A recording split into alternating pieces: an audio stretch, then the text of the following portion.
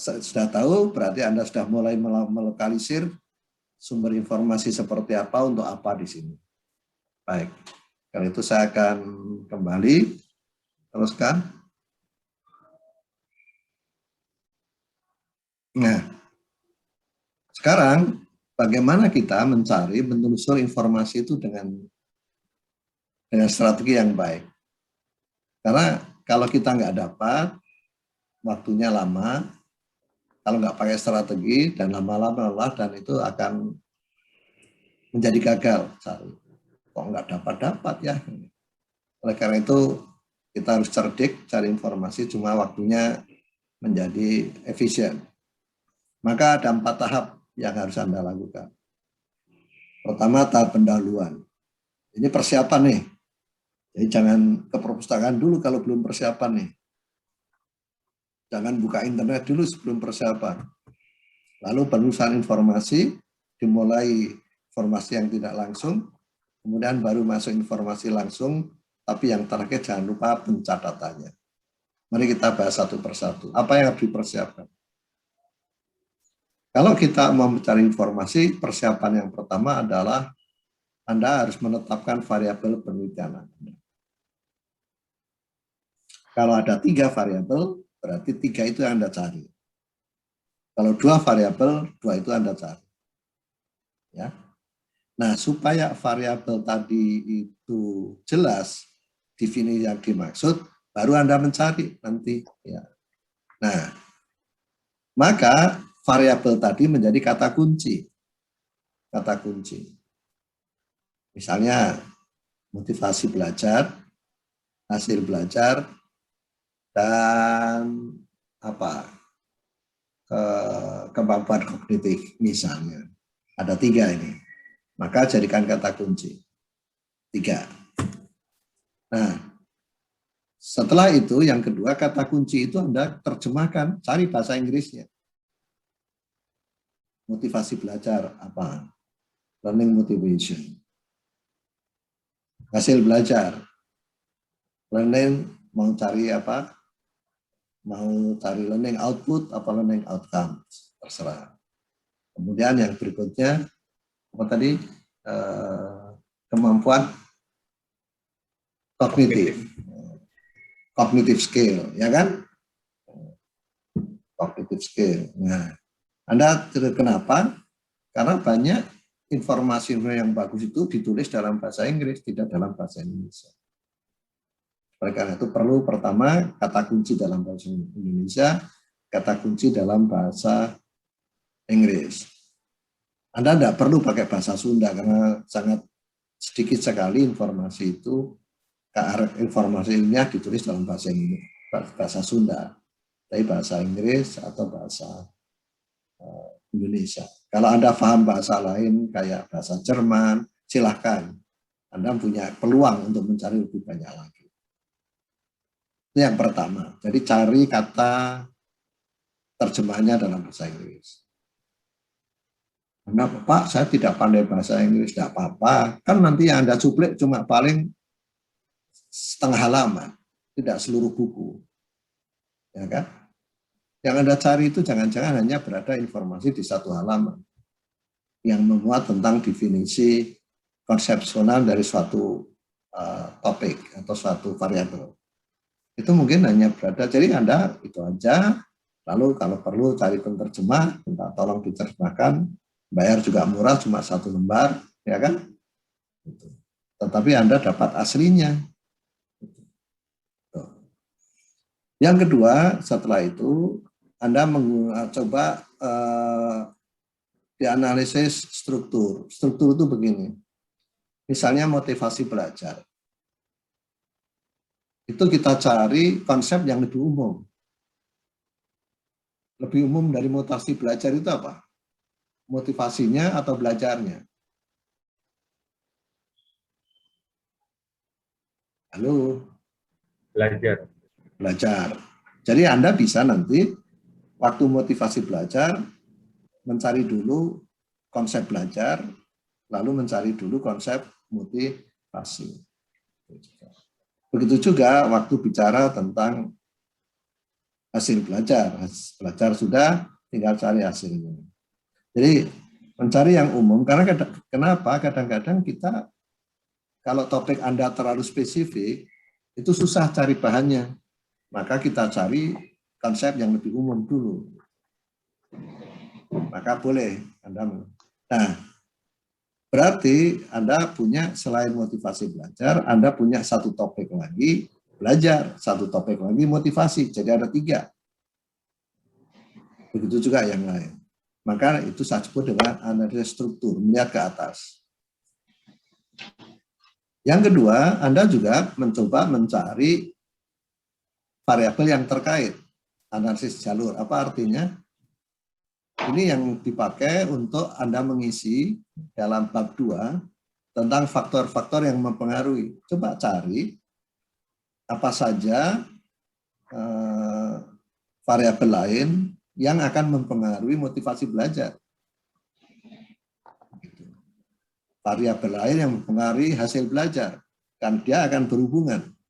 Jadi variabel lain yang berhubungan dengan motivasi belajar kita cari, itu menjadi kata kunci. Karena ini penting pada waktu kita mencari preposisi. Ini penting untuk menemukan preposisi.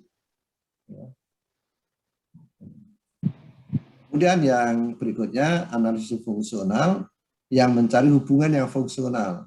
Hubungan fungsional itu bisa berpengaruh, bisa saling mempengaruhi, bisa bersama-sama mempengaruhi terhadap yang lain di sini. Anda mencari topik-topik yang relevan yang punya hubungan fungsional. Nah, dengan ini maka diskusi Anda di bab 2 nanti akan kaya karena tidak hanya membicarakan tentang apa itu definisi konsepsional dari suatu variabel, tapi juga hubungan variabel Anda dengan variabel yang lain. Kemudian juga peranan variabel Anda atau dengan fungsional tadi terhadap variabel yang lain. Ini Anda cari. Jadi bisa saja waktu bicara motivasi belajar, mungkin Anda dapat istilah yang berhubungan adalah misalnya ini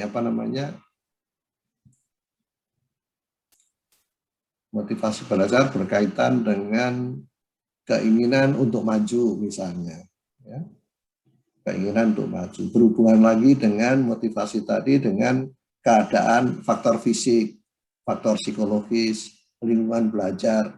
Nah ini Anda cari dan itu menambah kata kunci yang Anda pakai. Nanti dapat memperkaya waktu mendiskusikan tentang faktor-faktor yang berpengaruh terhadap motivasi belajar itu atau terhadap hasil belajar. Yang paling utama pasti yang hasil belajar, karena hasil belajar ini nanti yang menjadi dependent variabelnya. Nah, kata-kata kunci ini Anda buat di kartu menjadi persiapan. Nah, karena Anda sekarang pakai komputer, tidak usah pakai kartu. Buat satu folder, judulnya thesis, lalu Anda mulai variabel 1 menjadi subfolder, variabel 2 menjadi subfolder yang kedua, variabel 3 menjadi subfolder yang ketiga. Lalu di subfolder yang 1, kata-kata kunci yang akan cari apa, subfolder yang kedua, kata-kata kuncinya apa, yang ketiga, kata-kata kunci apa. Itu sudah disiapkan di komputer. Dengan demikian waktu kita masuk ke perpustakaan, mencari, kita sudah menyiapkan tempatnya, box-nya. Zaman Pak Mulyani, karena belum ada komputer, belum ada ini, itu bikin skripsi, ya pakai kartu. Lalu tiap nyari ditulis pakai tangan.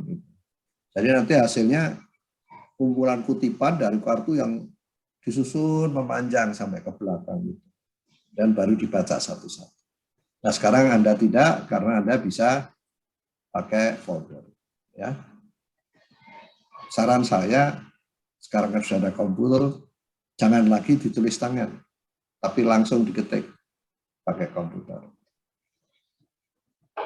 Kenapa? Kalau ditulis tangan, Anda akan butuh waktu 3 kali lipat lebih banyak untuk mengerjakannya. Kalau ditulis Pakai komputer Anda bisa menghemat sepertiga waktu yang dibutuhkan. Hanya sepertiga. Oke? Baru Anda datang. Jadi Anda jangan mencari informasi sebelum membawa bekal kata-kata kunci. Oke. Nah ini saya cerita yang pakai kertas ini dulu. Pakai A4, saya bagi 2, kemudian tiap satu kata kunci disediakan 3 atau 5 potongan kertas, ya kan? Karena mungkin ada 5 sumber yang akan kita kutip, ya. Nanti satu kata kunci lagi ada 5. Nah, Anda tidak perlu seperti itu karena Anda sekarang sudah pakai di komputer. Ya, ditulis aja kutipan pertama, kutipan kedua, atau sumber pertama, sumber 2, sumber 3, dan seterusnya. Nah, setelah itu waktu Anda ke perpustakaan, Anda cari kodenya. Kata-kata kunci itu berada di kode berapa. Nah, karena sekarang Anda sudah pakai menelusurnya pakai komputer lagi, jadi tidak perlu pakai mencari klasifikasi, bisa juga kata kunci itu dipakai untuk mengetik di perpustakaan yang disediakan untuk menelusur informasi tadi. Oke. Nah, dari kata-kata, misalnya Anda ketik motivasi belajar, maka akan keluar itu seluruh buku, jurnal yang menyangkut motivasi belajar di perpustakaan. Anda keluar, bisa ratusan tuh. Ratusan. Nah, Anda tinggal pilih dulu, karena di situ tertera judulnya apa, pengarangnya siapa, ada berapa halaman, itu ada. Jadi Anda bisa lihat kira-kira di antara judul-judul buku atau naskah atau jurnal yang Anda cari dengan topik tersebut, itu Anda bisa pilih di situ. Pasti tidak semua dicatat. Yang Anda pilih kemudian Anda catat, dimasukkan sebagai sumber di dalam di komputer Anda catat. Dan biasanya ada kode klasifikasinya juga kalau di perpustakaan. Jadi buku ini diberi kode klasifikasi berapa. 307, 310, dan sebagainya. Anda bisa tulis. Nah, dengan demikian, Anda sekarang sudah punya kata kunci, tapi juga sudah menemukan lagi dokumennya dalam bentuk bibliografi atau daftar pustaka tadi yang ada klasifikasinya, ada nama pengarangnya, ada judulnya. Setelah itu baru Anda masuk ke perpustakaannya. Atau Anda kalau pakai komputer baru Anda browsing. Judul itu dapat di-browsing lagi. Dapat dicari lagi. Memang kalau di internet ada kemungkinan naskah itu yang bebas gak bayar keluar. Dan yang kedua naskah yang berbayar. Nah ini juga tergantung dari kualitas naskah. Biasanya yang tidak berbayar itu isinya juga kualitasnya rendah. Kalau yang berbayar itu biasanya jurnal-jurnal yang punya standar internasional. Ya enggak apa-apa toh kalau hanya 2-3 naskah Anda harus cari dengan berbayar, tapi kan sudah diseleksi dulu, tidak semua harus dibeli misalnya. Enggak apa-apa. Murah juga. Oke.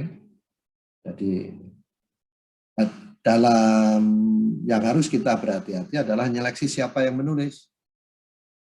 Karena banyak, maaf sekarang ini, banyak yang dituangkan di internet itu tulisan-tulisan yang tidak bermutu. Banyak sekali. Jadi Anda harus seleksilah siapa yang menulis. Dari bahasanya, dari strukturnya, dari sumber bacaannya, dia kelihatan dia itu bagus atau tidak. Itu yang penting. Karena nanti kalau yang Anda terima, yang Anda kutip tulisan yang jelek, ya skripsi Anda ikut jelek. Tesis Anda ikut jelek. Jadi hati-hati di sini. Saya kemarin waktu UTS, ya, metodologi penelitian, banyak yang mengutip dari internet. Ternyata yang dikutip itu banyak amburadul konsepnya, ya, jelek sekali pemahamannya. Itu kemudian dikutip, kan bahaya. Bahaya sekali yang seperti itu. Saya lihat kumpulan dari situ. Jadi hati-hati, di Di sini adalah proses seleksi dan proses Anda mencari yang baik. Nah, setelah ini Anda baru cari dokumennya seperti apa. Kalau bagaimana waktu kita mencari dokumen. Yang pertama, kalau Anda pakai ensiklopedia, sederhana. Anda punya kata kunci, cari edisi ensiklopedia yang memuat huruf awal dari kata kunci Anda. Karena ensiklopedia itu sampai 20 jilid lebih. Nah, Anda cari 20 jilid itu biasanya disusun dari pakai abjad dari A sampai Z. Nah, karena Anda motivasi M, cari aja jilid yang memuat M. Jadi nggak usah seluruh 20 jilid ensiklopedia dibuka, nggak usah. Cari aja M, lalu dari M itu Anda cari yang motivasi. Pasti ada di situ. Definisi konseptual motivasi itu apa. Dan seterusnya. Kalau buku gimana? Buku, Anda sudah menemukan bukunya, lihat dulu baik-baik judulnya. Cocok, oke. Tapi kemudian buka daftar isi. Memang banyak isinya yang menyakup yang Anda harapkan, ya. Kalau ayat, buka lagi pengantarnya. Sebenarnya cakupannya seperti apa. Setelah pengantar Anda buka, Anda ke belakang. Jangan baca buku, ke belakang. Ke indeks. Biasanya di indeks itu memuat topik-topik yang dibahas dalam buku itu. Atau tajuk yang dibahas di buku itu. Nah, semakin banyak halamannya, maka dia semakin banyak mengulas. Misalnya di indeks, itu Anda menemukan kata motivasi, tapi hanya satu halaman, berarti dia sedikit sekali membahas. Ada kata motivasi, ternyata di situ ada 20 halaman, berarti membahas banyak tentang motivasi. Nah, mana yang lebih menguntungkan? Semakin banyak yang halaman yang membahas, berarti semakin banyak isinya dong. Jadi mana yang dibuka? Halaman yang dituju aja dalam indeks, nggak perlu seluruh buku dibaca. Jadi yang ada di indeks dibuka. Oh, halaman 120 sampai 150 itu membahas tentang motivasi. Anda buka halaman itu saja. Tidak perlu satu buku yang tebal dibuka semuanya. Apalagi bahasa Inggris. Repot. Habis waktu Anda. Kemudian bagaimana kalau jurnal? Jurnal buka dulu. Judulnya dilihat, lalu setelah itu abstraknya. Anda telah dulu. Kalau kira-kira relevan dengan Anda, baru Anda baca artikelnya. Kebetulan jurnal relatif lebih pendek dari buku. Ya. Maka satu artikel jurnal paling hanya 12-15 halaman. Dibuat. Abstraknya cocok dibaca 15 halaman. Ya, jadi itu jurnal. Begitu juga yang lain. Dari abstrak, sinopsis, laporan juga gitu. Laporan biasanya ada penjelasannya dulu, kemudian ada sinopsisnya. Disertasi, tesis biasanya juga ada, cuma biasanya sinopsisnya tidak dimasukkan dalam disertasi. Tapi di pengantarnya biasanya ada. Oke. Jadi ini yang cara kita melakukan seperti itu. Jadi kalau ada ringkasannya, ada abstraknya, baca dulu itu sebelum kita memutuskan untuk membaca seluruh buku.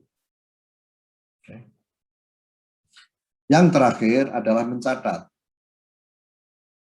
Begitu kita menemukan, maka dicatat. Kalau ngetik, diketik. Kalau Anda di internet bisa di-copy, copy baik, nanti diatur lagi tulisannya. Copy dan disimpan.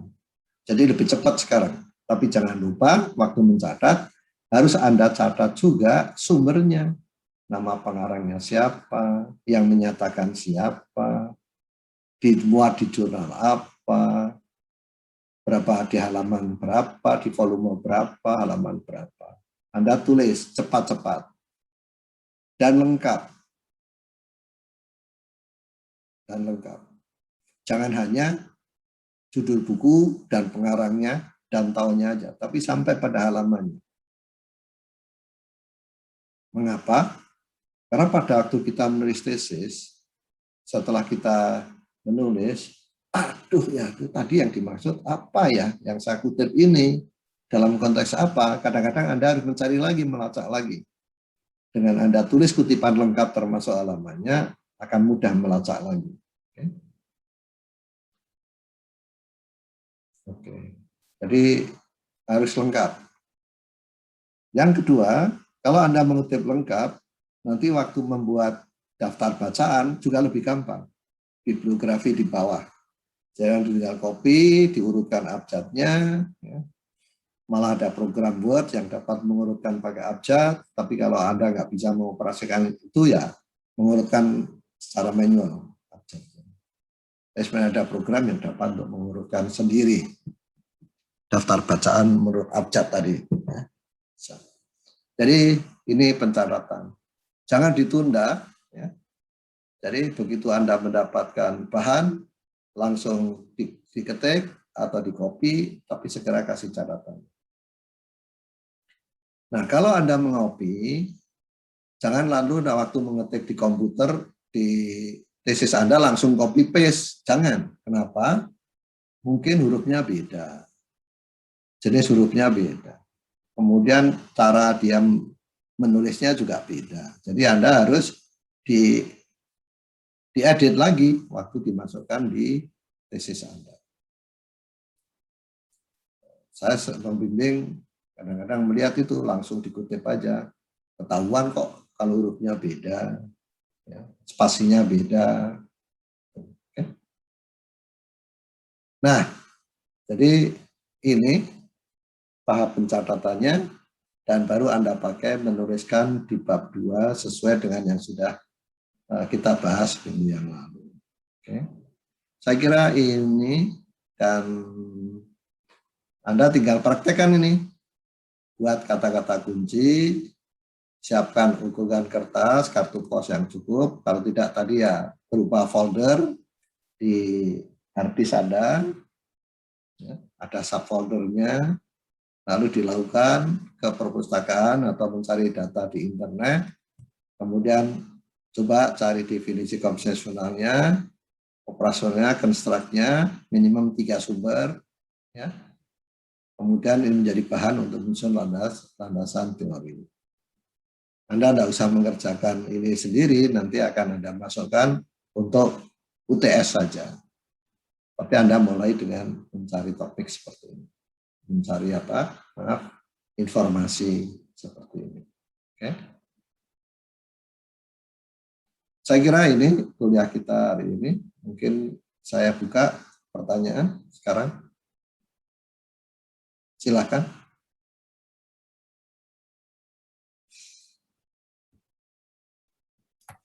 Izin Prof. Ya, silakan. Di web kan kita bisa komunikasikan dengan aplikasinya Mendeley. Apa itu bisa kita pakai, Prof? Aplikasi apa itu Mendeley? Mendeley itu untuk merangkum semua kutipan yang kita buat. Jadi ketika kita klik di halaman referensi belakang itu langsung muncul semua. Oh ya, betul.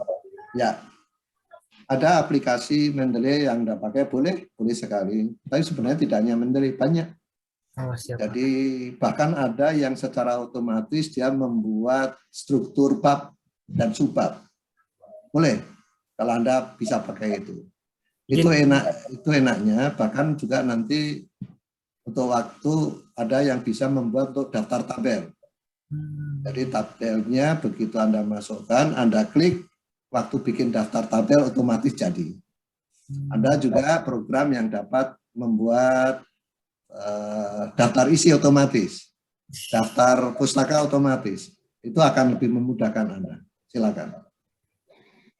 Untuk pertanyaan selanjutnya, untuk footnote itu menggunakan style apa ya, Prof? Ini yang pertanyaan. Nah, footnote yang diajarkan di Unindra, menurut pedoman, itu dia memilih model footnote yang tidak di bawah, bukan footnote, yang langsung dalam tanda kurung. Nah, hati-hati karena sebagian besar naskah ilmiah di dunia internasional tidak seperti itu. tapi pakai footnote bawah. Jadi untuk itu Anda mengikuti pedoman Unindra, itu aja. Ya. Yang jenis masuk psychological itu ya? Apa style itu? Enggak, buku pedoman menulis tesis, Siap. skripsi.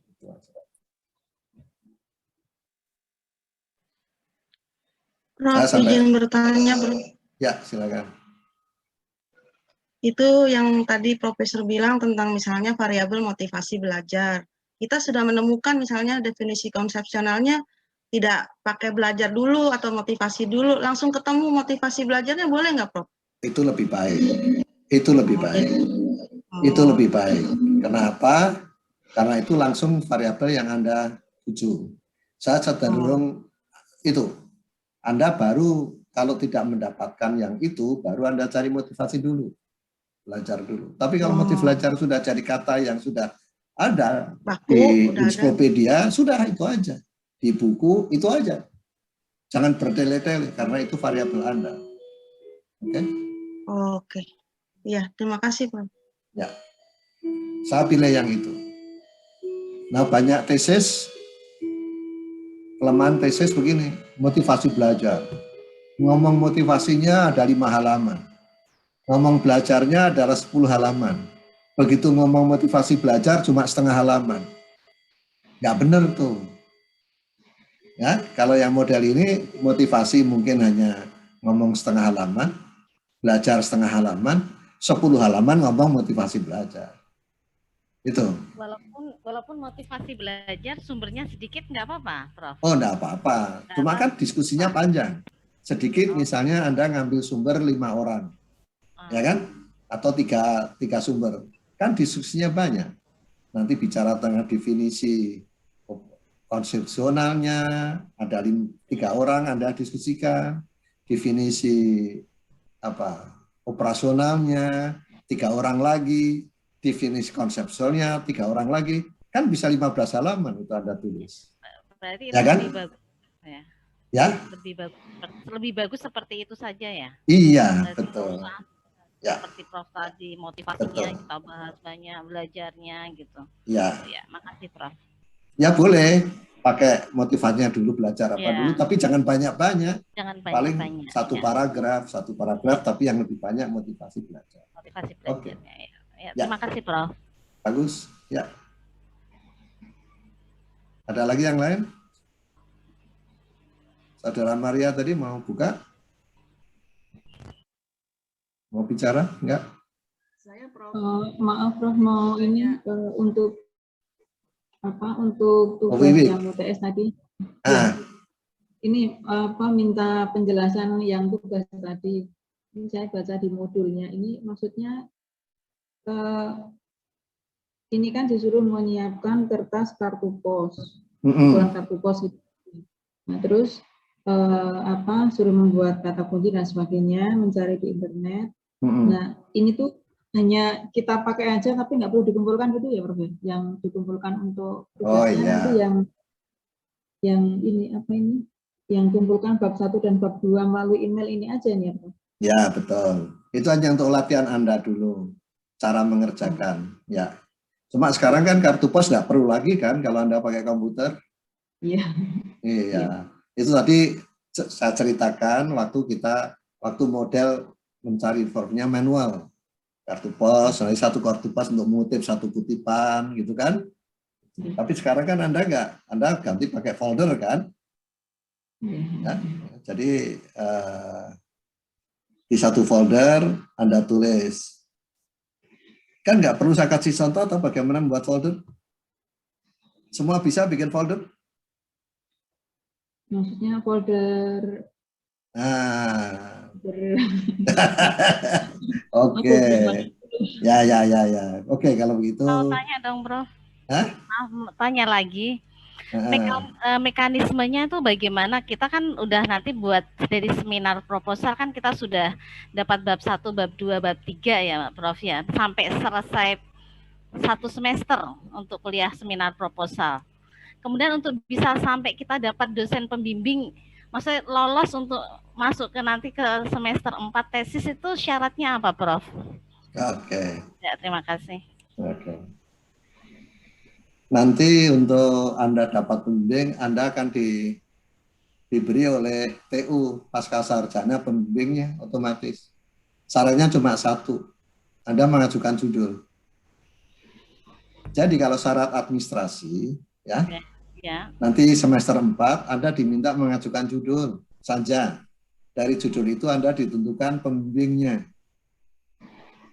Cuma kalau Anda nanti sudah punya tulisan bab 1 dan bab 2 lewat kuliah saya, ya kita, waktu mengajukan judul Anda sudah punya bahan.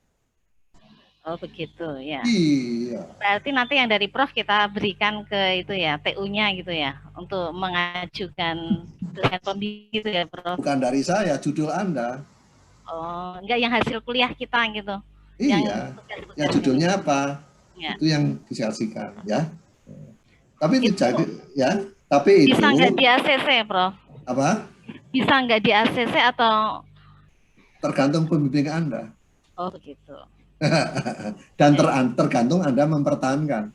Oh begitu. Nah, kan biasanya pembimbing tanya, ini pembimbing macam-macam loh ya. Ada yang lihat judul gitu ya, ya sudah tanda tangan. Itu yang malas. Ada yang lihat judul ditanya, kenapa judulnya seperti ini? Anda mempertahankan. Kalau saya yang jadi Anda jadi pembimbingnya, saya suruh bab 1 Anda kirim dulu. Saya lihat dulu. Saya teliti, kalau perlu perbaikan, perbaiki. Kalau enggak, kalau belum selesai bab 1, nggak akan boleh masuk bab 2. Silakan teruskan bab 2. Tapi Anda kan sudah punya bahan. Iya. Nah, jadi kan berbeda kalau belum punya bahan. Ya kan? Walaupun nanti dengan saya ada koreksi, ada perbaikan, kan udah ada bahan. Iya, Prof. Perbaikannya biasanya ada susunannya diatur, terus apa teorinya ini kurang tepat, cari yang lain. Anda kan tinggal nambah. Jadi pembimbing macam-macam. Tapi kalau Anda pas dapat saya, begitu judul tidak langsung di ACC. Diminta bab 1 bagus enggak? Kalau sudah bagus baru di ACC. Terima kasih. Mudah-mudahan nggak dapat saya, jadi Anda cepat dapat di ACC. Sudah kuliah sama Prof. Ya, terima kasih, Prof. Oke. Ya, bisa jadi nanti kalau sama Profesor Muljani kita udah selesai bab 1, bisa-bisa nanti ganti judul lagi nanti. Bab 1-nya kurang bagus. Ya nggak tahu, karena kan waktu di kuliah ini kan saya uji kan metodologinya, bukan substansinya.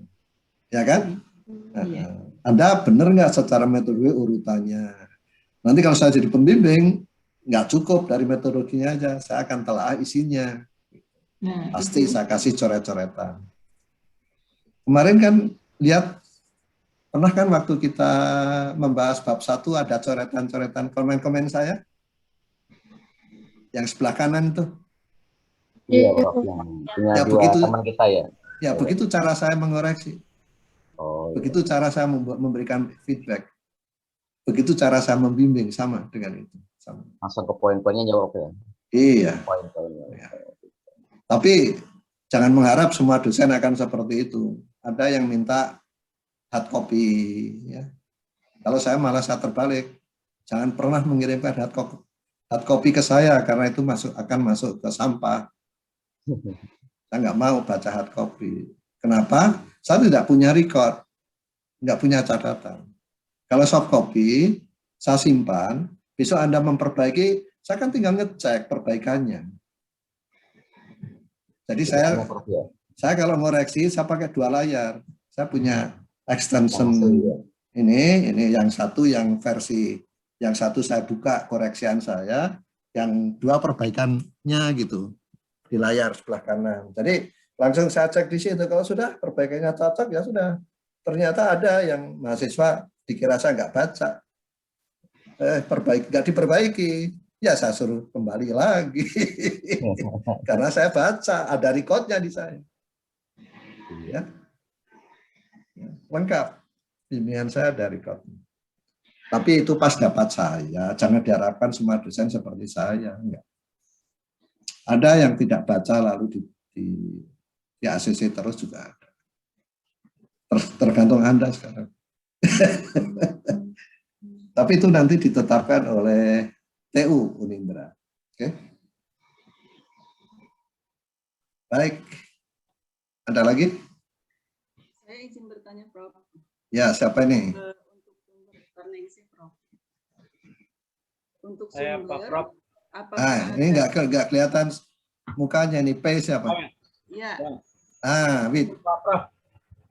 Siapa nih? Yang Mei apa Wid? Panca, Pak. Oh, Panca. Tadi ada yang Ya. perempuan siapa? Yang duluan. Ya. Sebentar, tadi ada yang perempuan? Enggak. saya Tarningsih, Prof. Siapa? Apa? Tarningsih, Bentar. Prof. Siapa? Ya. Tarningsih, Prof. Oke, Tarningsih. Ya, betul. Gimana? Ini dulu. Untuk sumber, Prof. Untuk sumber, apakah ada aturan batasan tahun terbitnya? Untuk Ada. Unindra? Ada. Di Unindra ada. Unindra ada. Diikutin aturan Unindra. Cuma juga kalau saya ada lagi catatan gini. Kadang-kadang ada sumber, tahunnya lama, tapi belum ada yang mengganti, cuma dikutip oleh orang lain. Nah, kalau saya memilih kutip yang aslinya, tetapi tahunnya lama, daripada mengutip yang mengutip sampai 3 kali, tahunnya baru, gitu loh. Ya, kita itu ya, Prof, nggak apa-apa ya. Kalau saya, tapi Anda ya harus tanya pembimbing Anda.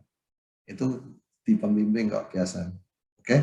Tapi kalau saya pribadi, saya harus mempertahankan kenapa saya lebih kutip yang lama penulisnya daripada penulisnya dikutip sampai 5 kali, sampai yang kelima itu tahun 2001, tapi dia ngutip dari kutipan-kutipan 3 kali, yang aslinya itu di tahun 60. Kalau saya lebih pilih yang ngutip 60 yang asli ini. Autentik ini. Tapi kalau bimbing Anda suruh ngutip yang terakhir, ikutin aja, sedang jadi mahasiswa kok. Ya, jadi ikutin terus pembimbing. Ya, Prof. Terima kasih. Ya, dan ikutin pedoman Unindra. Tadi siapa lagi tadi, Panca? Ya, saya Pak. Oh ya, ini silakan Panca, ayo.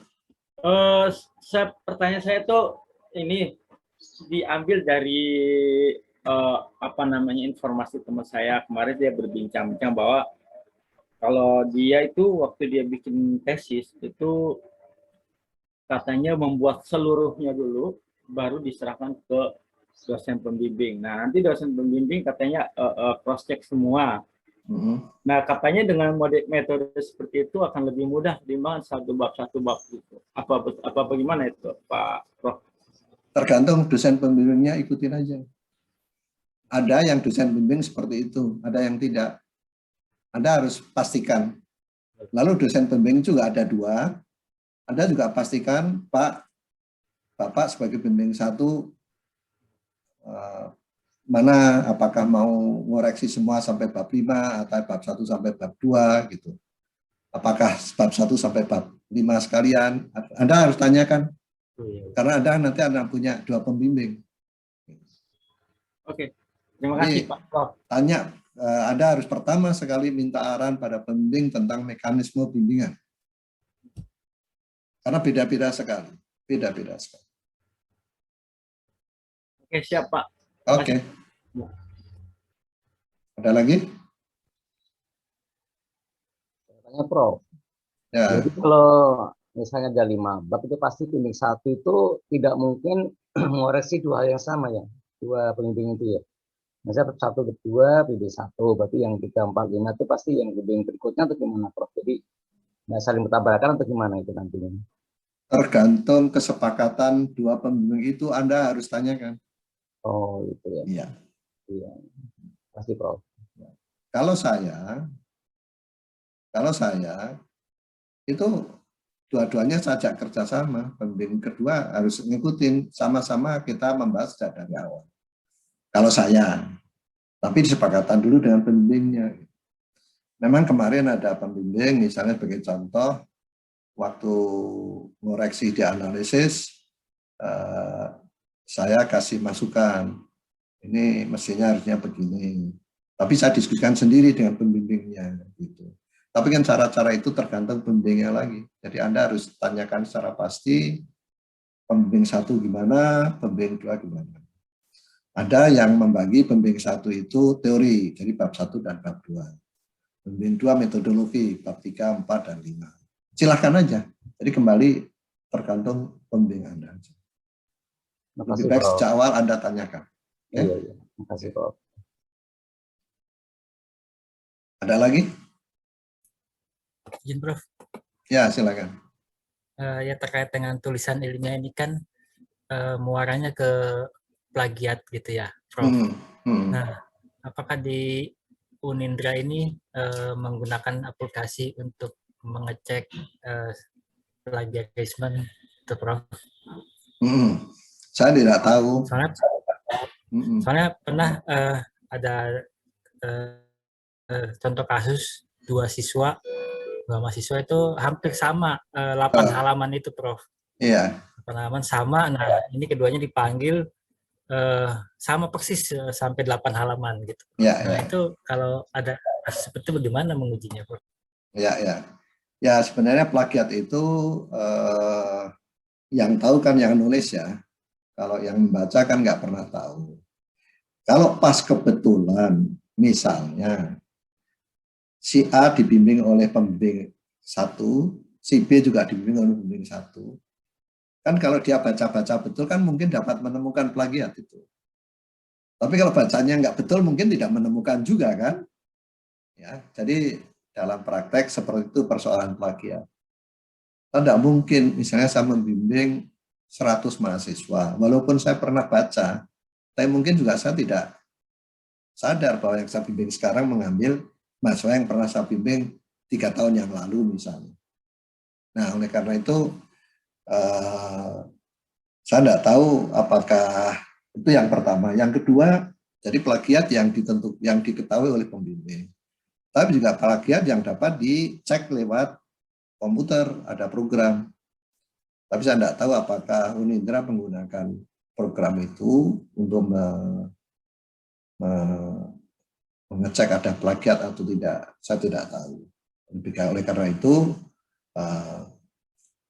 kalau saya sederhana aja. Kalau Anda sudah berniat dari awal untuk tidak berbuat plagiat, sudah bagus.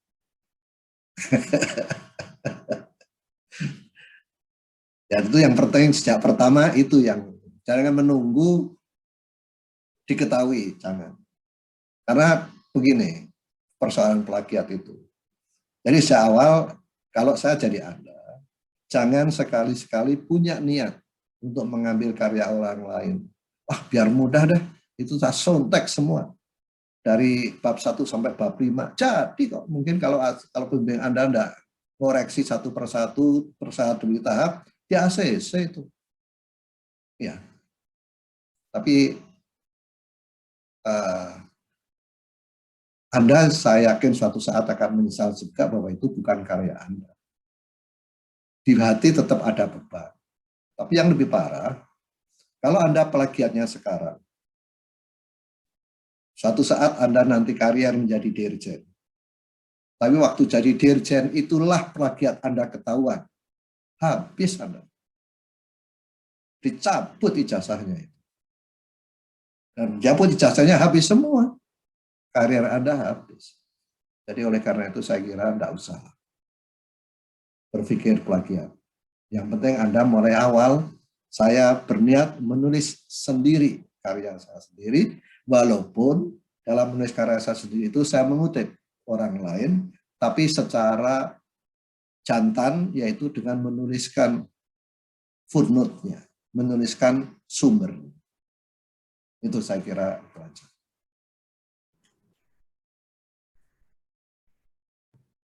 Boleh izin, Prof. Ada lagi yang lain silakan. Izin, Prof. Saya Agung, Prof. Tadi dalam menentukan. Siapa ini tadi? Agung, Prof. Kok belum lihat ya? Bentar. Agung. Silakan. Oh ini ya, oke. Ya, gimana? Dalam menyusun kerangka berpikir tadi kan cari yang umum ya. Kan gitu tadi Prof ya yang disampaikan. Bolehkah justru yang disusun itu berdasarkan konteksnya, Prof? Contoh misalkan pemahaman konsep matematik. Nah kemudian yang didahulukan konsep matematiknya karena menurut pandangan saya pada saat itu misalkan menyusunnya bahwa ini frasa nih satu kesatuan agar lebih konteks saya masuk ke konteksnya saja gitu. Tidak agar menjaga tidak bias. Betul. Terus yang kedua Prof tentang judul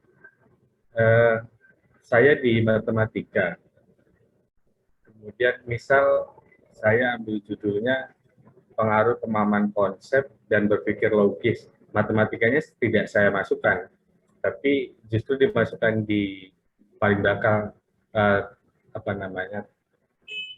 saya sebutkan secara utuh misalnya pengaruh pemahaman konsep dan berpikir logis terhadap kemampuan pemecahan masalah matematik. Seperti itu, Prof.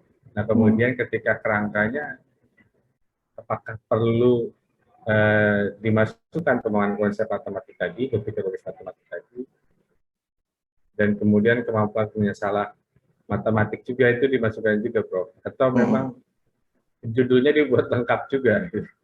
Terima kasih, Prof. Oke. Ya. Nah, kalau saya jadi pembimbingnya, maka ada tuntunan yang membuat judul yang dulu di sesi ketiga ya kan saya sebut. Judul yang baik itu judul yang menggambarkan isi. Jadi judul yang baik, judul yang menggambarkan isi. Apa isi? Dia menyangkut variabelnya. Kalau variabelnya spesifik, konsep matematika di SD kelas 2, ya sudah. Konsep matematika siswa SD kelas 2, gitu. Itu satu variabel. Yang kedua, menyangkut hubungan variabel. Kalau mengatakan ada pengaruh, harus menyebut ada pengaruhnya. Kalau variabelnya 3, ya disebut 3 semuanya. Komponen judul yang ketiga adalah populasi atau subjek tadi. Siswanya kelas 2, kelas 3 SD, apakah SMP. Kemudian yang terakhir adalah tempatnya. Tempatnya. Di SMP mana? Harus masuk di judul. Lalu yang kelima adalah tahunnya, tahun berapa. Karena juga tahun mempengaruhi. Nah, nanti mungkin Anda bisa menghadapi dosen yang tipe saya, di mana judul harus lengkap. Tapi ada dosen yang tipenya tidak lengkap. Nah, kalau tidak lengkap, maka kelempakannya ditaruh di bawahnya dalam kurung. Jadi, pengaruh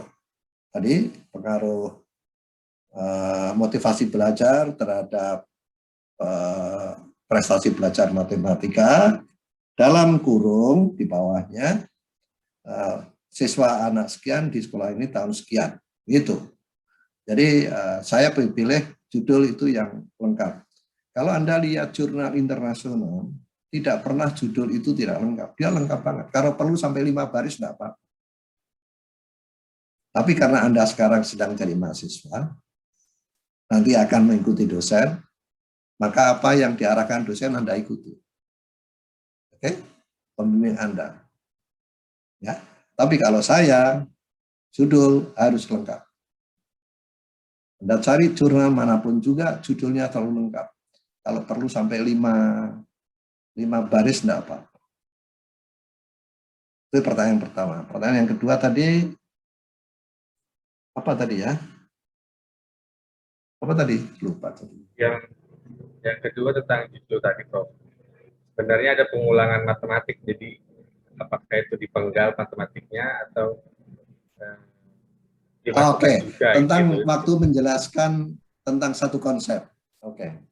Tadi betul, kayak motivasi belajar itu satu konsep. Kalau bisa jangan dipenggal, motivasi sendiri, belajar sendiri. Motivasi belajar. Sama ini, pemahaman konsep matematika, kalau satu itu satu konsep, lebih baik jangan dipenggal-penggal. Langsung itu dijelaskan.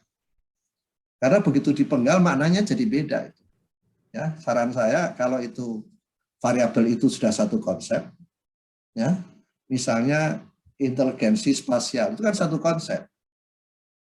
Sudah, itu aja yang Anda cari definisi konseptualnya, definisi operasional dan definisi konstruknya itu yang Anda. Saya setuju yang itu. Ya. Terima kasih, Prof. Oke. Ada lagi?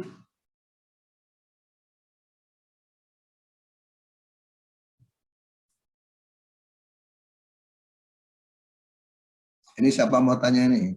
Oh, Panca sudah. Oh iya. Oke. Ini mau bertanya, Prof. Silakan. Wah, iya. Siapa ini? Usfatun. Iya. Ya, silakan. Ini bagaimana kalau misalnya dalam penelitian eksperimen di masyarakat? Kadang-kadang kan ada yang diterima, ada yang tidak. Dari beberapa unsur. Apa bisa dilanjut itu, Prof? Oke. Ya, kembali dalam praktek nanti Anda konsul dengan pembimbing Anda. Cuma kalau ingin tanya pendapat saya gimana? Iya. Pendapat saya begini.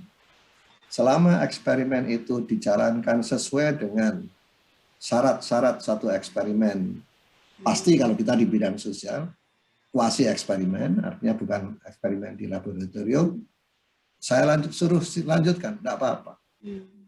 Kalau saya, tapi kan yang menentukan nanti pembimbing Anda.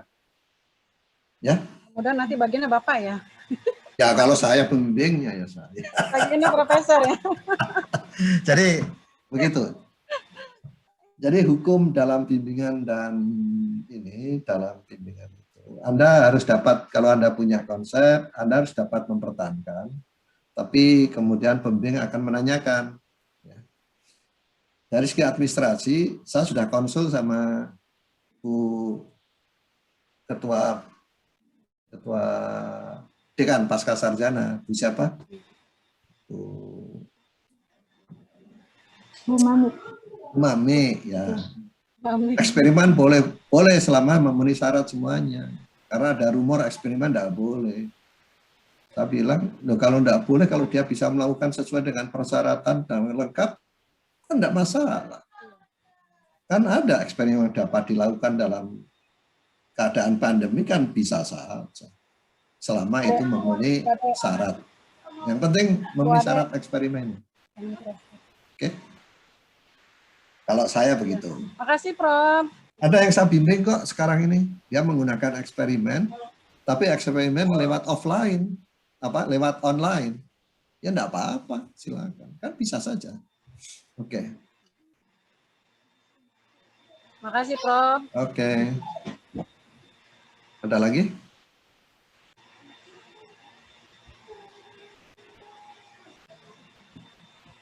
Nah, kalau enggak ada, benar enggak ada nih?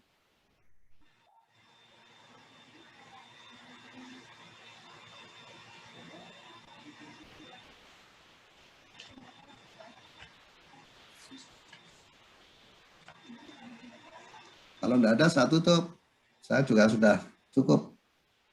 Nah, nanti soal, soal UTS-nya, jadi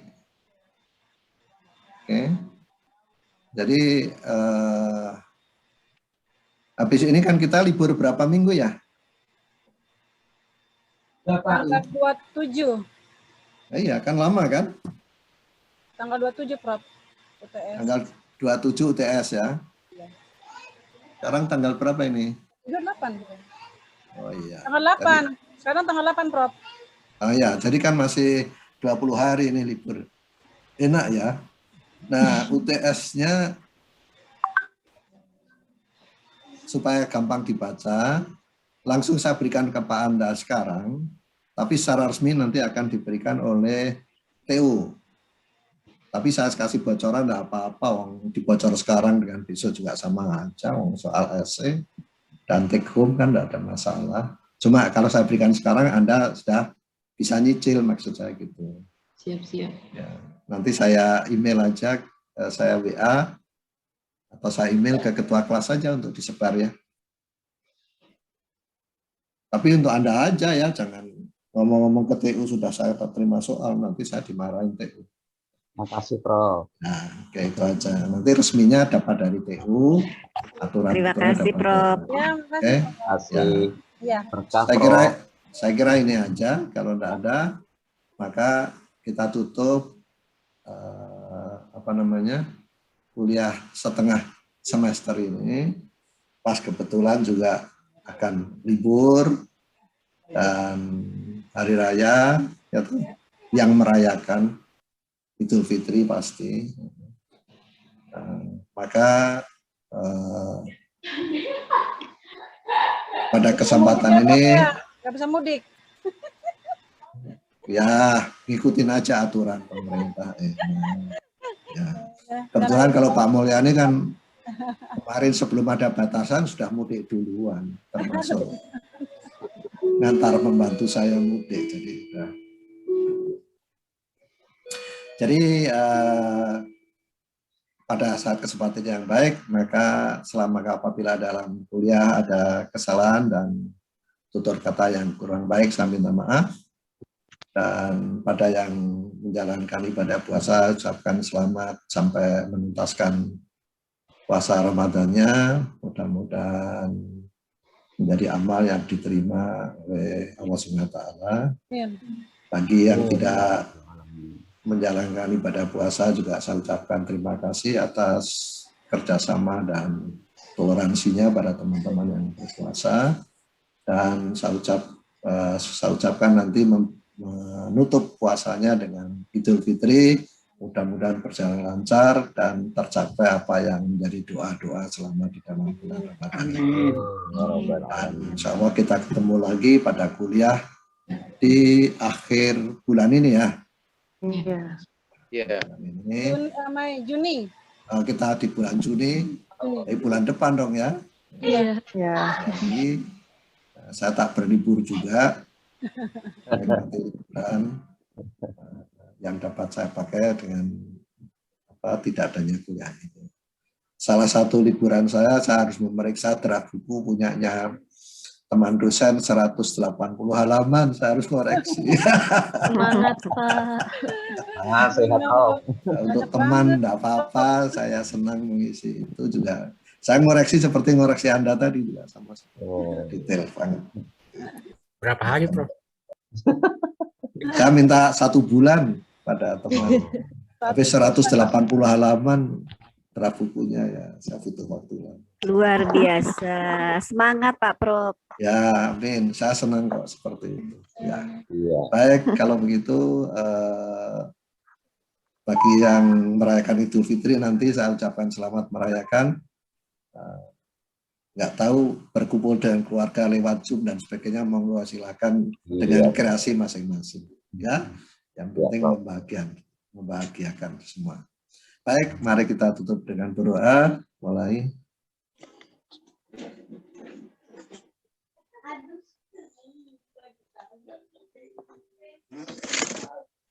Selesai, terima kasih. Assalamualaikum warahmatullahi wabarakatuh. Waalaikumsalam warahmatullahi wabarakatuh. Terima kasih Pak Prof. Selamat pagi.